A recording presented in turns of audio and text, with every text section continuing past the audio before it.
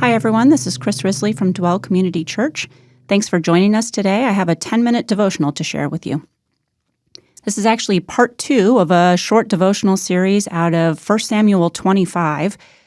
Last time we looked at David's overreaction to Nabal the fool, very meanly and crudely rejecting him in his humble and kind initiation. And where we left it was David was about to go do something terrible. In his anger, he and his men, 400 men, had armed themselves to march on Nabal's ranch in order to exact some revenge for his rejection. And we asked at the end of that devotional, what is going to happen? Is David going to be saved from making a terrible mistake? And today we're going to find the answer to that. So let's turn to 1 Samuel 25. We left off David and his men marching, determined that they're going to wipe out Nabal. And then in verse 14, it switches back to Nabal's ranch. It says, meanwhile, one of Nabal's servants went to Abigail, Nabal's wife, and told her, David sent messengers from the wilderness to greet our master, but Nabal screamed insults at them. Verse 17, you need to know this and figure out what to do, for there's going to be trouble for our master and his whole family. He's so ill-tempered that no one can even talk to him.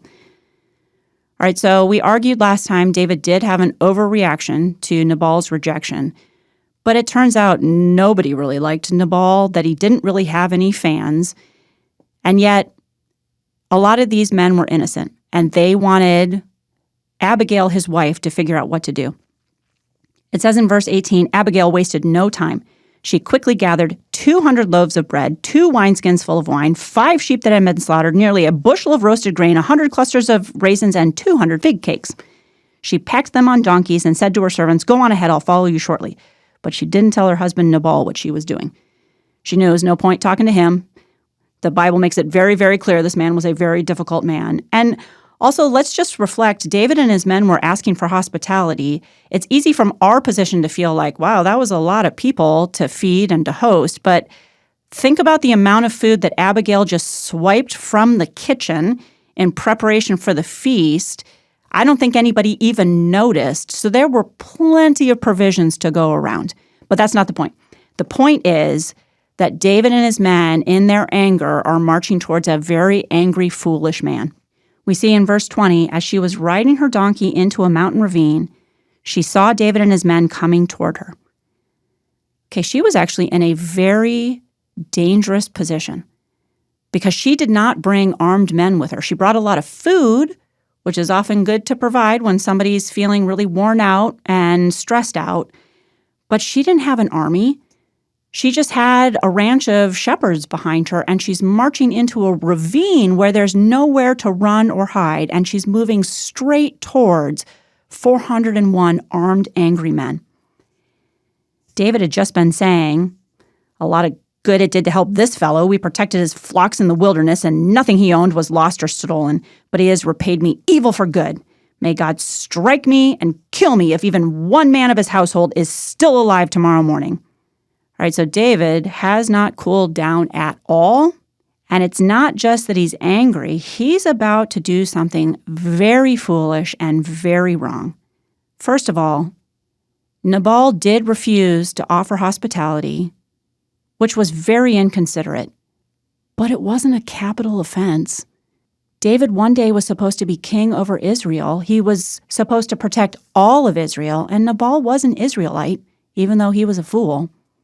Second of all, David wanted to wipe out his entire household, and we've seen that his men knew this is not a good guy, which meant that they were innocent in this matter. So even if Nabal was very rude and very foolish, the rest of his men looked like good men, and David was about to kill a bunch of innocent people. So what we're going to see here is a masterclass in how to approach someone in their anger. And I would encourage you as you're going through this, these are steps that you can take on your own to deal with your own anger. These are also ways that you can help someone else with their anger. Verse 23, it says, when Abigail saw David, she quickly got off her donkey and bowed low before him. She fell at his feet and said, I accept all blame in this matter, my lord. Please listen to what I have to say. So she starts out simply by coming from a humble position. Instead of coming in and being like, David, you have totally overreacted and you just need to calm down. Instead, she asks him, will you please listen to me? And puts herself beneath him as opposed to over him and scolding him in some way. But then interestingly, she goes on, she says in verse 25, I know Nabal is a wicked and ill-tempered man. Please don't pay any attention to him. He is a fool, just as his name suggests. I never even saw the young men you sent. What is fascinating about this is that Abigail acknowledges the reality of the situation. She doesn't minimize. She doesn't try to make excuses. If I'm angry at something and someone comes in, they're like, it's really not that big a deal. That might be true, but it doesn't always help. And here, there was a legitimate wrong, and Abigail just says, Nabal is not a good man, and doesn't try to make it any different than it actually is. She goes on in verse 26, Now, my Lord, as surely as Yahweh lives, and you yourself live, since Yahweh has kept you from murdering and taking vengeance into your own hands, let all your enemies and those who try to harm you be as cursed as Nabal is. Abigail reminds him of God's protection and God's ultimate justice, that God has provided for him so far, and that God will work all things out in the end. Kind of draws David's eyes up off of the immediate situation onto the bigger picture of everything that God has done so far. She says in verse 27, Here's a present that I, your servant, have brought to you and your young men. Please forgive me if I have offended you in any way. Yahweh has surely rewarded you with a lasting dynasty, for you are fighting Yahweh's battles, and you have not done wrong throughout your entire life. Here, Abigail reminds David that God has a plan for him and that God wants to use him for great things. And so she casts a vision for the positive things that God wants to do through him. She says in verse 29, Even when you are chased by those who seek to kill you, your life is safe in the care of Yahweh your God, secure in his treasure pouch. This was a brilliant response because we argued last time that perhaps part of the reason David overreacted to Nabal's rejection is because it touched on a tender part of his heart, in that his father didn't view him that highly for a long time. And here, what does Abigail say? She says, Your life is safe in the care of Yahweh your God, secure in his treasure pouch. A treasure pouch was a way that ancient people would move valuable articles that were very delicate.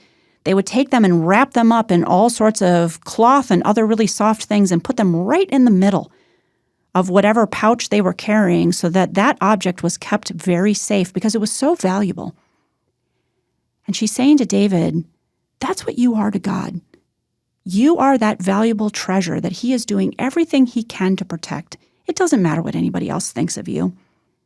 She goes on to say, the lives of your enemies will disappear like stones shot from a sling. Brilliant reminder of how he took down Goliath, who was an actual enemy. And she says, when Yahweh has done all he has promised and has made you leader of Israel, don't let this be a blemish on your record. Then your conscience won't have to bear the staggering burden of needless bloodshed and vengeance. And when Yahweh has done these great things for you, please remember me, your servant. So she casts a positive vision for the future. She says, David, you're going to be king someday, which means you're better than this.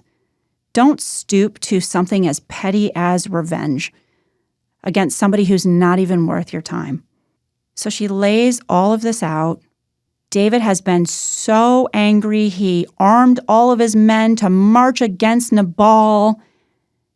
What does he do in response to this one lone woman? David replied to Abigail, Praise Yahweh, the God of Israel, who has sent you to meet me today. Thank God for your good sense. Bless you for keeping me from murder and from carrying out vengeance with my own hands. Whew. He lets her talk him out of it. He adds at the very end, "For I swear by Yahweh, the God of Israel, who has kept me from hurting you, that if you had not hurried out to meet me, not one of Nabal's men would have still have been left alive tomorrow morning." He's like, I could have done it, but I'm not going to do it. Then David accepted her present and told her, "Return home in peace. I have heard what you said." David decides to listen. He sees Abigail as a messenger from God to keep him from making a mistake. Let's just quickly review the steps that Abigail took to see ways in which we can help each other. One is that she acknowledged the reality of the situation. She didn't minimize or make excuses. Then she reminded him of God's protection and God's ultimate justice, that there's a bigger plan here. She reminded him of God's specific plan for him and how God had protected him up to this point. She reminded him of the value that God had for him that was independent of how anyone else treated him.